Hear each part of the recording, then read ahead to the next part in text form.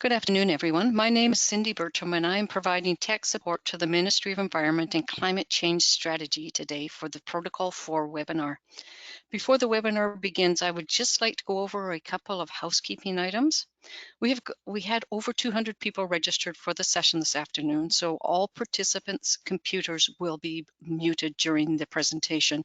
We're doing this to avoid any background noises. The presentation will include a PowerPoint presentation followed by a Q&A session. During the presentation, if you have questions or you would like further clarification, on the right-hand side of your computer screen, there is a panel with a question box there. By submitting questions during the presentation, when we hit the Q&A session, we will answer those questions in the order in which they have been received. So without any further ado, I will turn the mic over to Heather. Thank you. Right. Thank you, Cindy. Hello, everyone, and thank you for attending our webinar today. The Land Remediation section of the Ministry of Environment and Climate Change Strategy recently introduced and implemented Stage 13 amendments to the Contaminated Sites Regulation. These came into force on February 1st, 2021. The scope included significant changes and updates to a series of protocols.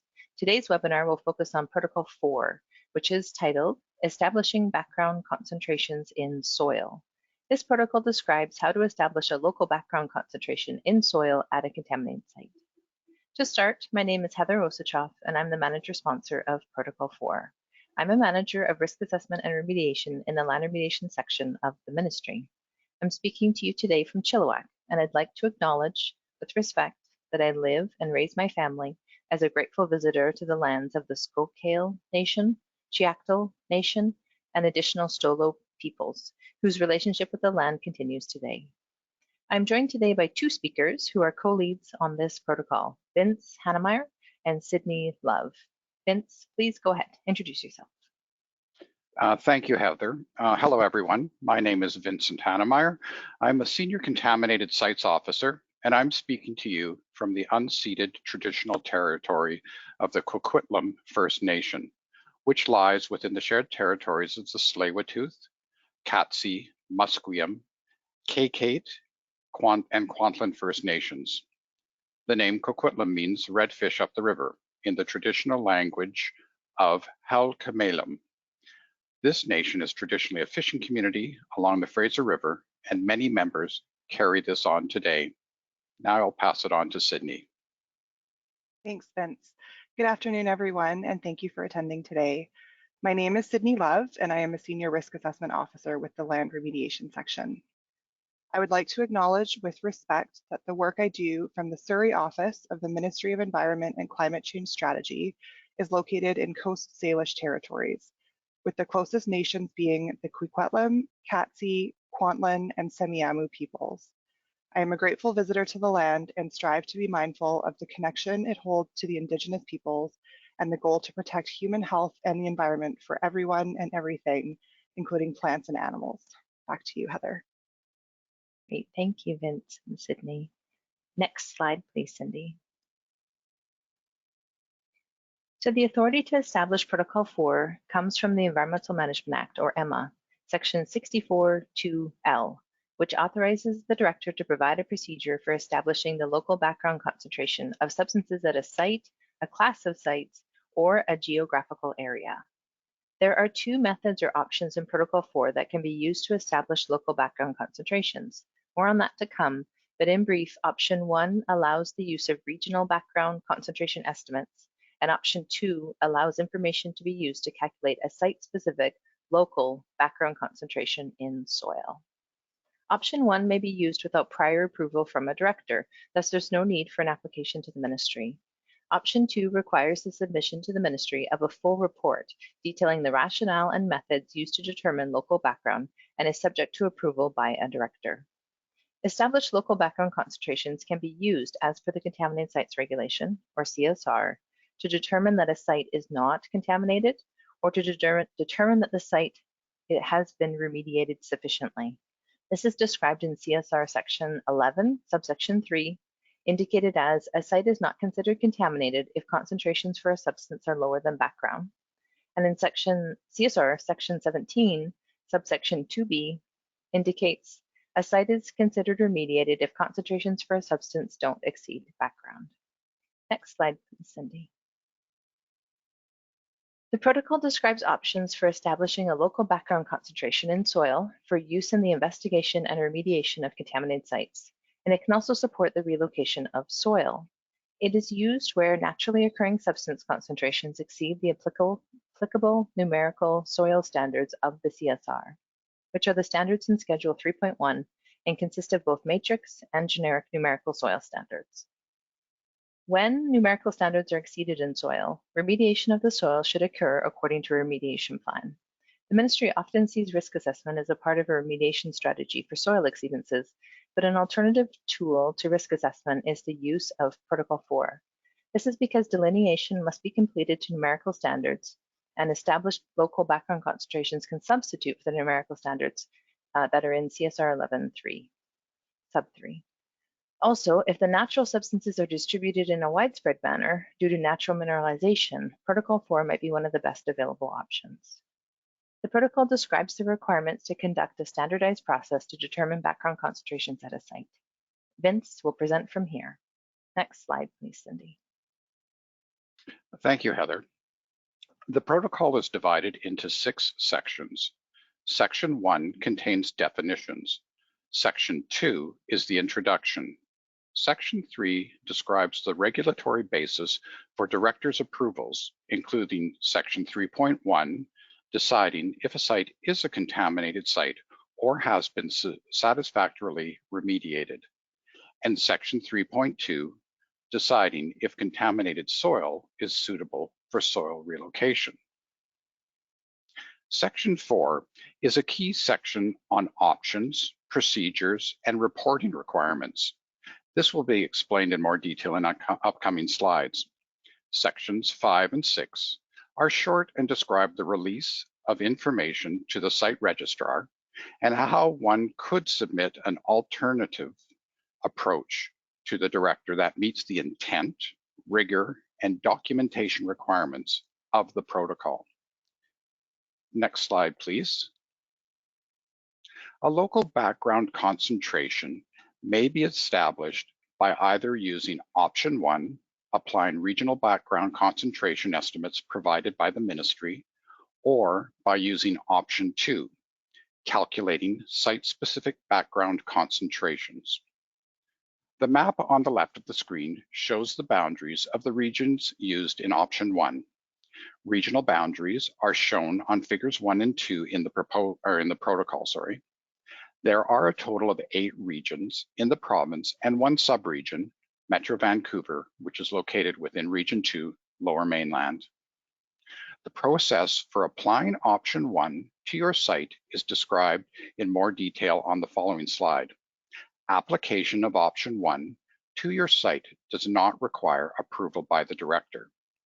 Background concentrations determined using option 2 must be approved by the director. Next slide, please. The ministry has assembled geochemical data for sites around the province. This information was used to establish regional background numbers for various inorganics in soil. The regional estimates are presented in Table 1 of the protocol. Each value has been calculated using the 95th percentile of data collected for all locales within each region. Most, but not all regional numbers established by the ministry are below the numeric standards listed in the Contaminated Sites Regulation Schedule 3.1. The values in Table 1 may be used without previous approval by the director. Next slide, please. Option 2 allows the applicant to establish local background concentrations in soil based on supplemental data and reference sites. The use of option 2 requires the submission of a full report detailing the rationale and methods used to determine local background concentrations in soil with an application to the ministry. I will go into more detail on this later in the presentation. Option 2A includes augmenting ministry background soil data with additional pertinent data obtained from literature or from direct sampling.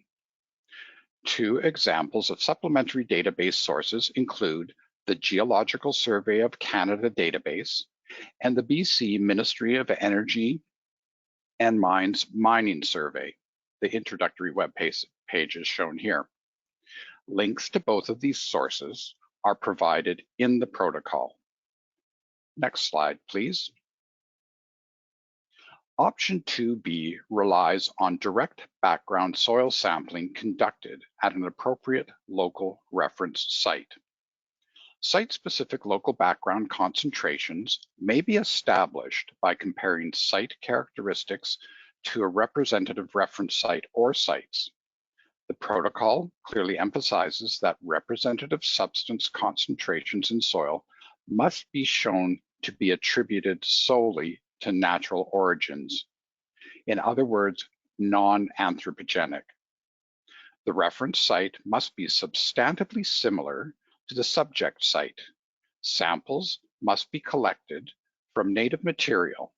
The soil must not be impacted by contaminant sources, and areas exhibiting impacts and are distressed by contamination should be avoided. Next slide, please. The following must be presented in a report with an application for review services. Reference site details such as ownership, site and surrounding land use, site history, potential contaminant sources, locational information, and site location and detailed plans. Clear description of soil sampling and analytical methodology, and a description of the statistical analysis used on the data set and the results of the analysis. Next slide, please. The new version of Protocol 4 is more explicit in the ministry's expectation of how the data is to be evaluated. For example, the applicant must demonstrate that background data falls within one statistical population and that the 95th percentile will be used to determine background values. Alternatively, the applicant is directed to the ministry's technical guidance document, currently TG12, on statistics for contaminated sites if the above criteria cannot be met. Next slide, please. When using option 2 to establish background concentrations at a site, the applicant must submit an application to the ministry. The application package must include a contaminated sites services application form, summary of site condition form, and Protocol 4 supporting documentation in a standalone report. For more information on the application process, please visit our Apply for Services webpage shown on this slide. It is also important to note that if applying local background concentrations at a site, the background numbers must be established prior to completing your detailed site investigation, and they must be referred to in any proposed remediation plans. Background soil concentrations must also be established and approved by the ministry prior to applying for a scenario 2 or 3 release under the site identification process. Once a background concentration has been established for a site, it would be referenced in any ministry instrument issued for the site. Next slide, please. Because a numerical SIA, a contaminated sites regulation standard, is exceeded, the ministry expects full documentation in submission packages regarding the method used to establish the local background concentration. This includes an expectation that local background concentration information is included in the summary of site condition form. The establishment of background concentrations must be included in Schedule C of ministry certification documents, such as certificates of compliance. In Schedule C, it is indicated if the substance has been evaluated or remediated to meet local background concentrations. The word evaluated should be used to apply exemption provisions in CSR Section 11, and the word remediated should be used if applying provisions in CSR Section 17. One last note, the summary of site condition form that previously was provided as Schedule 1.1 of the Contaminated Sites Regulation has been moved to Protocol 17 as of February 1st and is available on the Ministry Forms webpage. Next slide, please. Version 11 of Protocol 4 was released on February 1st, 2021, in conjunction with Stage 13 amendments of the CSR coming into force. I will take you through a number of important changes between version 10 and version 11 of the protocol. The ministry's position on background has been harmonized between protocols, particularly with Protocol 9 establishing local background concentrations in groundwater. To clarify that anthropogenic contamination is not eligible for establishing background concentrations in soil. This aligns with the intent and definitions in the Environmental Management Act and Contaminated Sites Regulation. Thus, Protocol 4 no longer includes language regarding anthropogenic non-point source, for example, widespread lead contamination. We have also removed the restriction disallowing deep-rooting plants and burrowing animals. The assumption is that if these exist in areas with elevated background concentration, they must have adapted to these conditions. Next slide, please. Samples used to calculate background concentrations must be taken from native material. That's not to say that there cannot be fill on a site or construction materials, but samples taken to support the establishment of natural background concentrations must be from appropriate areas of native soil. Elements formerly within Technical Guidance 16 have now been incorporated into the protocol as mandatory requirements. The applicant must demonstrate that background data fall within a single statistical population and statistical analyses of the data set using the 95th percentile. This requirement mirrors the requirement in Protocol 9. In complex geological terrain, this may require complex statistical analyses. The dataset must also be evaluated for the presence of outliers. If they exist, they must be appropriately addressed. Sydney will be introducing the new web pages that replace Technical Guidance Documents 16 and 17. And I would now like to hand over the presentation to Sydney. Next slide, please. Thanks, Vince. These next two slides provide general information on the comments received in January 2021 on the revised protocol. This is after the request for comments period closed from November to January. The Protocol 4 team considered each comment, so thank you for providing those. Overall, there were 40 comments received. As Procedure 8 will be eliminated, definitions have been included in this protocol unless they are already provided in the Environmental Management Act or Contaminated Sites Regulation. Two definitions were added, which are local background concentration and regional estimate of background concentration in soil. The next two categories of comments shown on the screen are somewhat related. Changes were made to the language around anthropogenic non-point source contamination. As Vince mentioned, the ministry has clarified on the intent of the protocol as it fits within the legal framework. Anthropogenic contamination, either point or non-point source, is not eligible for a decision under Protocol 4 because the emphasis is on the naturally occurring presence of substances in soil. Likely as a result of those changes, we received comments requesting clarity around the meaning of the term natural. Where possible, we tried to make improvements to this language, so clarifying that natural means areas with natural mineralization. Next slide, please. The next two comments shown on the slide are also somewhat related to each other. We received a few questions about the depth of sampling, particularly in relation to sites which have received fill. It appears there was a lack of clarity, which excluded samples collected from the upper 0 to 1 meter area. It is not the intent of the protocol to restrict sampling to depths greater than 1 meter. But please keep in mind the background concentration estimate must match the depth and geological unit of elevated soil concentrations.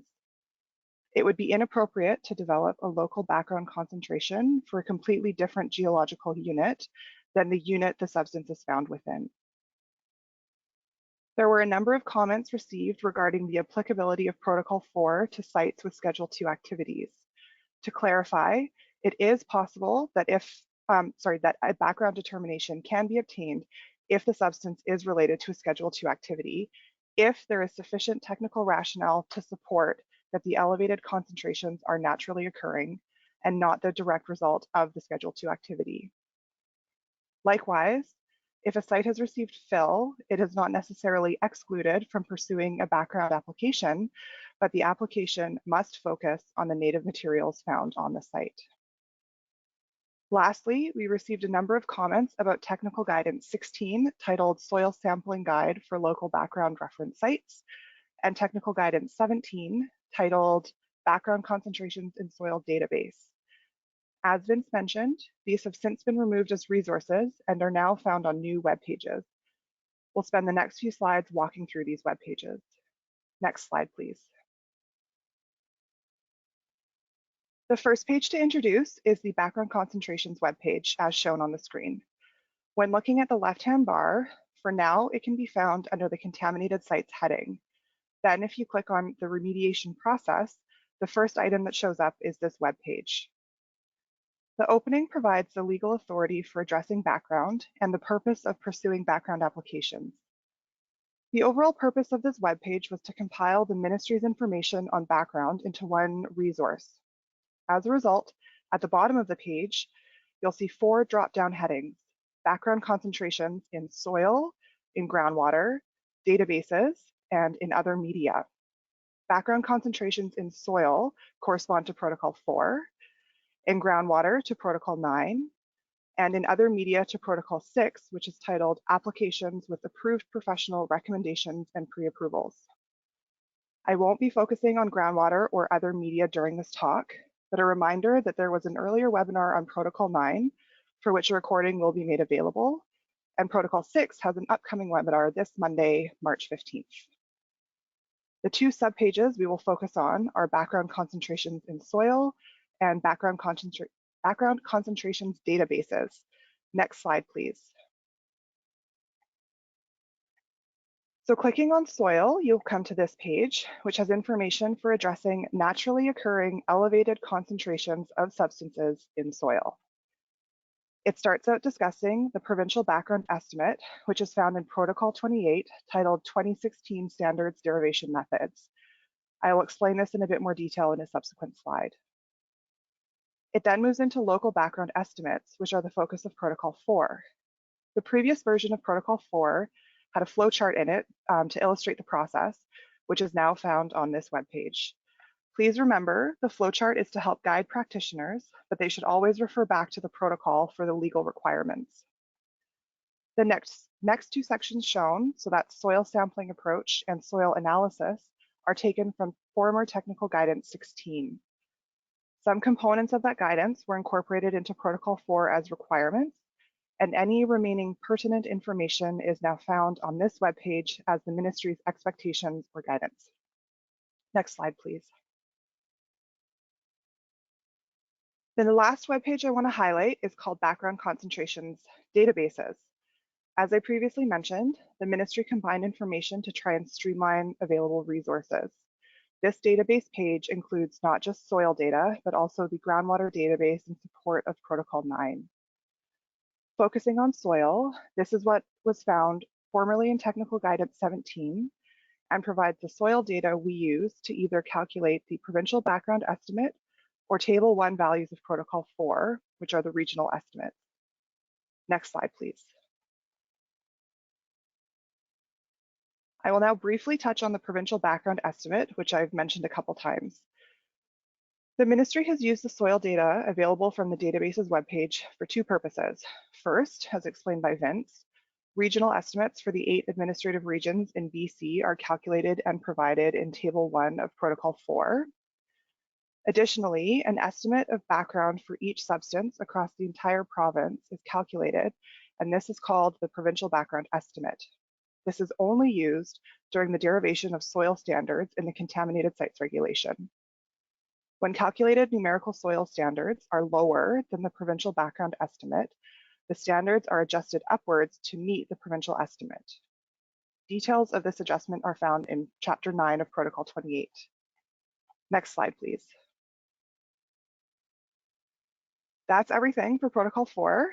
Just a reminder that you can subscribe to the Site Remediation News webpage to remain current with the work being done by the Land Remediation section. And last slide, please. With that, we would like to thank you for your attendance in today's webinar. Any questions for Protocol 4, background soil, or any of these web pages can be sent to the Remediation FAQs inbox, which is shown on the screen, and we can now answer the questions that we've received. Thank you very much, Sydney. Our first question comes from Jeff, and it is to Heather. Heather, can the ministry commit to some minimum service delivery timelines? Currently, Protocol 4 releases are taking more than 8 months to process, even for something as simple as arsenic. Thanks for the question, Jeff. We're not currently able to commit to specific timelines on processing our applications. As I've been presenting in various places about applying for services and applications in the ministry, we're working towards some goals based on feedback that we received during client surveys during a business improvement project conducted in previous years. So it is an idea, a concept we're pursuing, but on this webinar today, I'm not able to add any sort of clarifying information to processes or how long it takes to achieve a minimum service delivery timeline. Okay, thank you, Heather. And the next question is for you as well. If the Protocol 4 is required prior to completing site investigation, what is the expected turnaround time for review or approval? It's sort of the same answer to the question.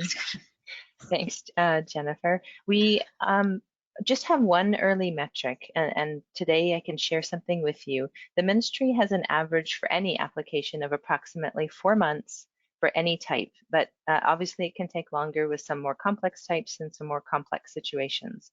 So if that assists, Jennifer, perhaps the general, and I mean very general for any application, the ministry turnaround time is perhaps 4 months. So certainly that needs to be accounted for in planning. Remediation, we expect QPs, qualified professionals, and approved professionals to assist the ministry with delivering. That it takes time for the ministry to do its review. It takes time for someone to achieve a director's decision, such as a Protocol 4 approval. Oh, great, thank you. So Sydney, the next question is for you, and it is a bit of a follow-up on timeline questions. If a Protocol 4 submission was submitted prior to February, will it be evaluated as per version 10 or this new version? If a complete application was received and queued prior to February 1st, then yes, it would be evaluated against the previous version of Protocol 4, and then anything received from February 1st onwards will be evaluated under the new version of Protocol 4. Yeah. Next question is back to Heather. How soon will links to the new web pages replacing TG16 and TG17 be added in the place of the no longer in use text? These guidance are still in use, just moved to web pages. I'll give it a try, and I think Sydney could help me with this one. So how soon will the links to the new web pages? To be honest, I'm not sure that the ministry will ever be adding links where TG16 is listed. It currently says that this is no longer in use. I think that's what this question is getting to. Will we ever add links to the web pages? Well, I don't know, Michael. I'm not sure if that's a priority of ours, but we do have links to the web pages on the left-hand menu that Sydney showed. I don't know if you could walk through that just quick, Sydney, on where people can find those links.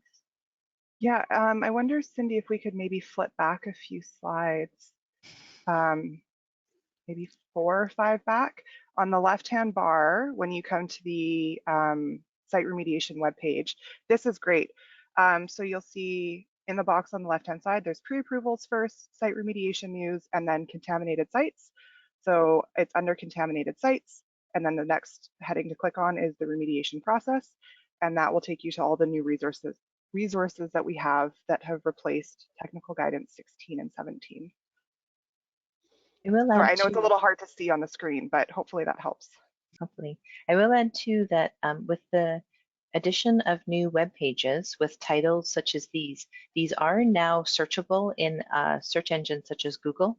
So you're able to type in background concentrations, databases, and site remediation, and it should come up as the top Google or Bing or whatever you might use result.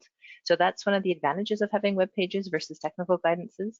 The PDFs for technical guidance weren't searchable, and these web pages are. So there's a little tip or trick there for you to assist you in finding these even easier. Thank you. So our next question is a long one. It's to you, Vince. Can you clarify with respect to certificates of compliance? If soil on a site for which a certificate of compliance is being sought has compounds that exceed the numerical standards but are less than the local background concentrations, then these compounds are not remediated to meet background concentrations. Are these compounds reported on the certificate of compliance? And if so, how? To clarify, the certificate to clarify, we are talking about compounds that never exceeded the background concentrations, not those that were once greater than the background concentrations and then remediated. Thank you, Blair. Yeah, I know that in a number of the recent a couple of the recent certificates of compliance that I've had a hand in issuing, is that when there are samples that where a background I guess number has been established, that information is listed within Schedule C, I believe, of the instrument. Maybe I'm not sure if Sydney or maybe even Heather would be able to help me in terms of how that's stated specifically. I don't have an example at my fingertips, but I do believe that we do list and have a requirement that it be listed within Schedule C of the instrument to indicate that yes, these numbers are higher than what would be in I guess Schedule 3.1 of the regulation. I'm not sure if either Sydney or Heather, you could help me out here a little bit. I could a bit. Okay. I think as your slide indicated, Vince, there's a difference between evaluating a substance and remediating a substance. Right. If you exceed a CSR standard, the ministry wants to know what was done to address that. And the CSR in section 11 and 17 and 18, I believe, has various abilities, provisions that you can apply local background when you exceed a numerical standard. So I think the answer to this question is we expect that the Schedule C includes background substances that are evaluated. In other words, they exceeded a standard and they were addressed using Protocol 4, or they may have been also Protocol 4 could have been used if it was considered to remediate those substances. So hopefully that clarifies the answer there. Thank you. I have a question from Simone for you, Heather. Can you please confirm for what instruments the Protocol 4 would be required prior to submission? Is it all instruments, including approvals in principle? Thanks for the question. So I'm going to make a guess that we're talking about instruments that are supported by an approved professional, and these instruments are routed through the Contaminated Sites Approved Professional Society of BC. And that's just a guess because the person asking the question is an approved professional. So a Protocol 4 approval for background concentrations is required before an approved professional submits through the CSAP process. So that's mainly for non-high-risk sites. That does include approvals in principle. That does include certificates of compliance. Now, a Protocol 4 approval can also be a requirement of a high-risk site, which doesn't go through the CSAP process. It depends on a few things with high-risk sites. There's no, that's actually just a more of a tricky answer. Sometimes Protocol 4 submissions are included in an application for a high-risk site for a certificate of compliance, and sometimes they are sought prior to. In order to complete the detailed site investigation, those have to be established. So hopefully that provides a bit of clarity to the question. It depends on the root of the application, and then that statement about when is it required. Well, for approved professional recommended instruments, it's required prior to submission to CSAP. Great, thank you. Vince, back to you with the next question. Will the Protocol 4 and Protocol 9 approvals be made publicly available, or is that information publicly available? It used to be easily accessible. Is there a reason for it no longer to be available? Well, I guess the short answer is it is publicly available. Any ministry issued documents, certification is available. It may be only accessible through a file contents retrieval, which would mean that you would have to know what the site is, the site number is, so that you could apply through a file contents retrieval a copy of any protocols 4 or 9 decision letter. I don't know if there is an intent to make a web page listing it. Yep. Hi, it's Danielle Gerber-Vatz, Oh, Director hi, of Land Danielle. Remediation for everyone. I thought I might just, I heard your pace slowing down, so I thought I'd jump in. Yes, please do. It's a really great question, thanks. And you know what we'll do is we'll take that back to the CSAP executive to see if that might be some sort of information they want to pull together to provide for the membership. The ministry is not going to be organizing and producing that information because we have the public site registry that has all the information. So that's what's required as per the legislation. So that's what we'll be providing moving forward. But great idea that we'll pass along.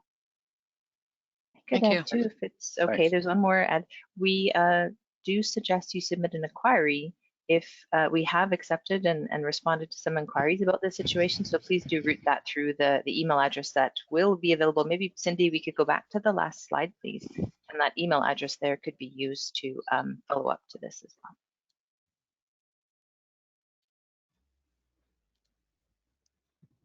Great. Great. So we're getting a lot of questions on timeline. The next two are both on timeline, Heather, so I'll read both of them to you at the same time. Are any efforts being made to improve the ministry's turnaround time for reviews? And then the second question coming from Dawn. I appreciate you cannot commit to timelines. My question is about the timeline the files may be sitting in the queue.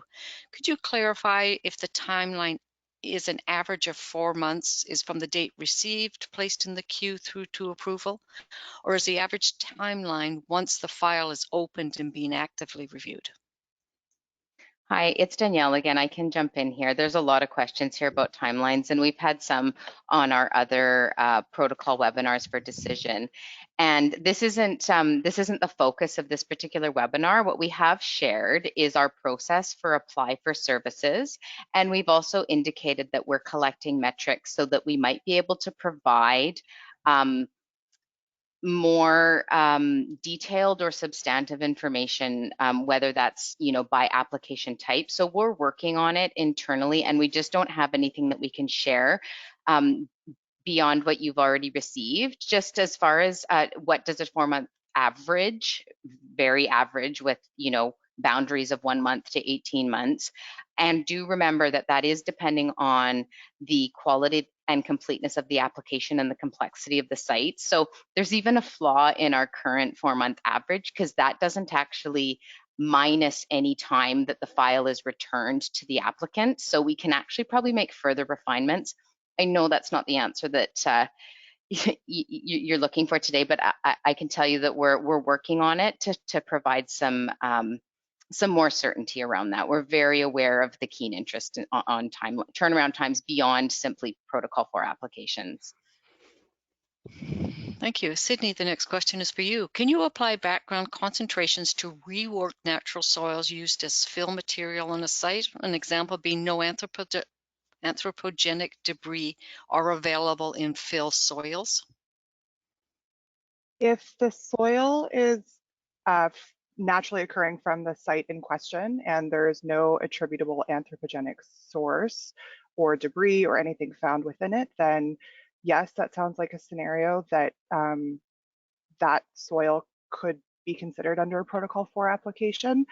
Yeah, I think that sounds reasonable as long as there's sufficient technical rationale to support that it isn't from anthropogenic origin. Okay, our next question has actually been addressed to Danielle. As a follow-up to the availability of Protocol 4 and Protocol 9 determinations, why the link to the director's workbook that had all those previously available why has it been removed? Yeah, so because it was outdated, so it hadn't been updated for a period of time. And in my previous response, that's where I said that as a regulatory program, the majority of our resources are dedicated to doing regulatory reviews and making statutory decisions. So that is just not something that we're resourcing at this time. So that's why I suggested another idea of if there is an interest for a particular interest group, that maybe that information can be pulled together in a different fashion. Okay, and we do have one more question for you, Danielle, from Jeff. When will the site registry be back up and running?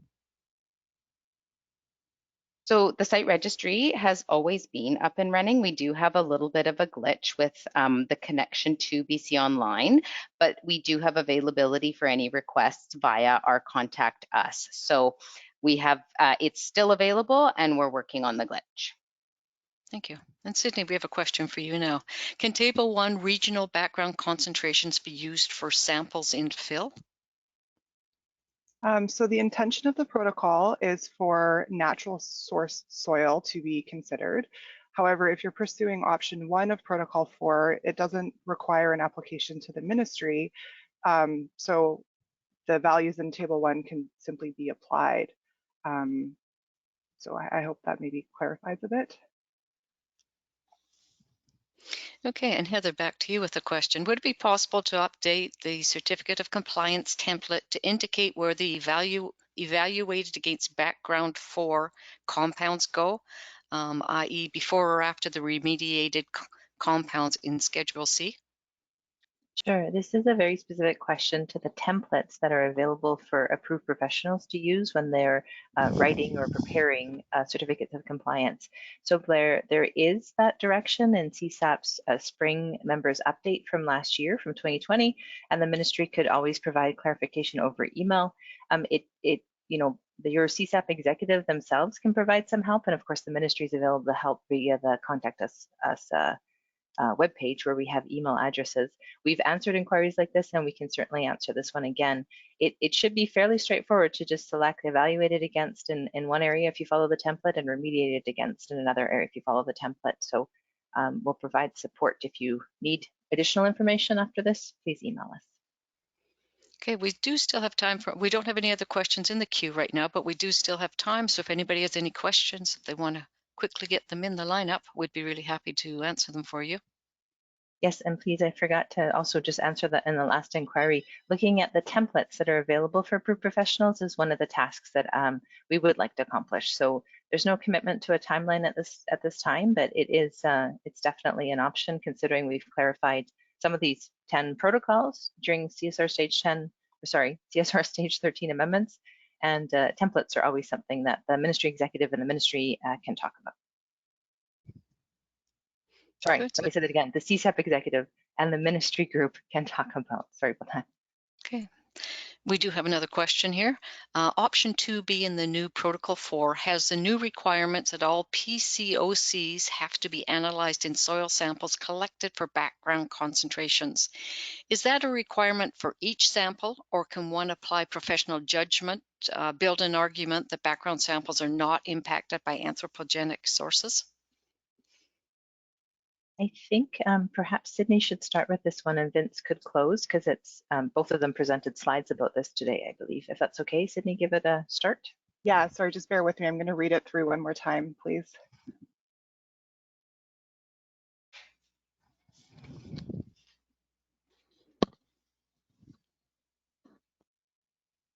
I would say yes, that the application of professional judgment, providing a full technical rationale in your report, I think that could be potentially sufficient, but it would have to be a detailed rationale supporting how and why you believe that to be the case.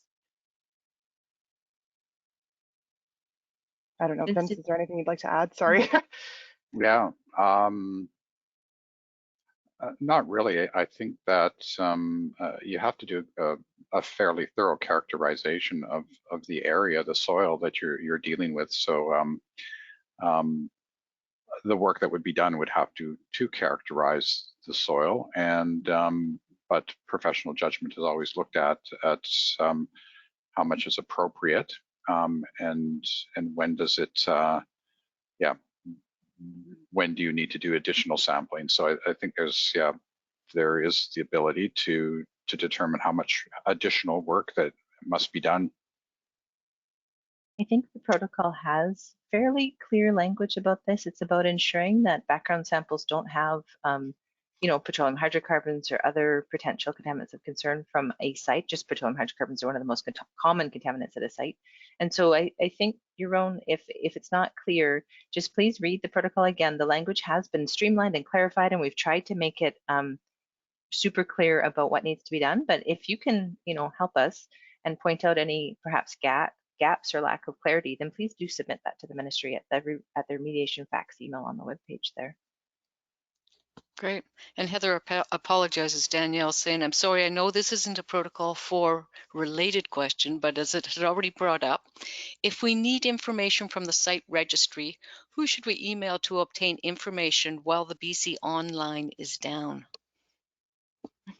I am not the expert on this, but we do have our Contact Us webpage, and for information on sites, we have a web page called Information on Sites, and that will point you to the site information advisor at gov.bc. Okay, I see nodding heads at gov.bc.ca, and we can provide you with information on how you can obtain what you're looking for that you would have previously been able to get through BC Online, just while we have this interim glitch, as I said. Okay, and our next question is going over to Sydney. As long as site-related PCOCs are delineated and background samples are collected outside the delineated impacted area, do all site-related PCOCs still need to be tested? Sorry, I was on mute. Yes, we require full sampling of PCOCs on site just to make sure that we're not that samples are not being missed, that we have all the available data required in order to consider the background application. Thank you.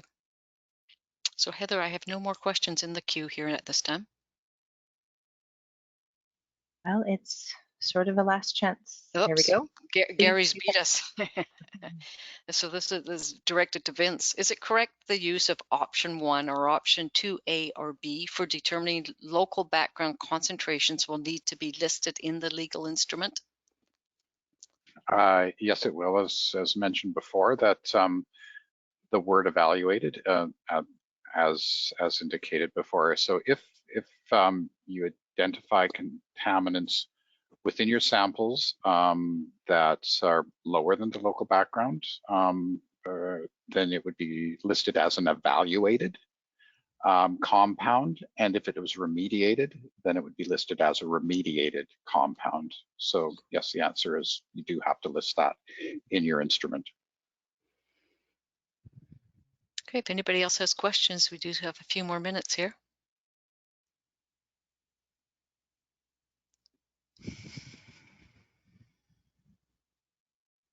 Back to you, Heather. I think we will call it. If a question pops in, just Cindy, you can cut me off here. Mm-hmm. Sounds like we are done. Well, thank you everyone for attending our webinar today. The ministry appreciates your attendance and time spent joining us. Thanks so much, and just from all of us, and have a great afternoon. Bye.